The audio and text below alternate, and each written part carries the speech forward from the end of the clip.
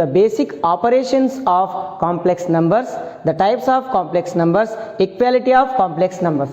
Okay, basically ಈ ಒಂದು ಹಿಂದಿನ ವಿಡಿಯೋದಲ್ಲಿ ನಾವು ಕಾಂಪ್ಲೆಕ್ಸ್ ನಂಬರ್ಸ್ದು ಏನು ನೋಡಿದ್ದೀವಿ, ಒಂದು ಜನರಲ್ ಫಾರ್ಮ್ ಅನ್ನು ನೋಡಿದ್ದೀವಿ. ಕಾಂಪ್ಲೆಕ್ಸ್ ನಂಬರ್ಸ್ಗಳ ಜನರಲ್ ಫಾರ್ಮ್ ಯಾವುದು? a ಪ್ಲಸ್ ಐ ಬಿ ಅಂತೇಳಿ.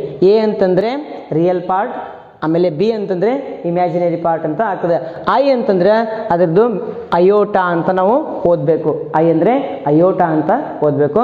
ಇದು ಐ ಅಂತಕ್ಕಂಥದ್ದು ಈ ಒಂದು ಸಮೀಕರಣ. ಫಾರ್ ಎಕ್ಸಾಂಪಲ್ ಯಾವ ಸಮೀಕರಣ?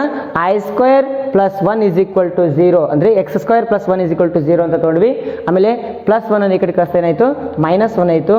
ಎರಡು ಕಡೆ ಸ್ಕ್ವೇರ್ ಮಾಡಿದಾಗ ಸ್ಕ್ವೇರ್ ರೂಟ್ ತೆಗೆದಾಗ ಇದು ಐ ಸ್ಕ್ವೇರ್ ಇದ್ದಿದ್ದು ಐ ಆಯಿತು, ಮೈನಸ್ 1 ಇದ್ದು ರೂಟ್ ಮೈನಸ್ 1 ಅಂತ ಆಯಿತು.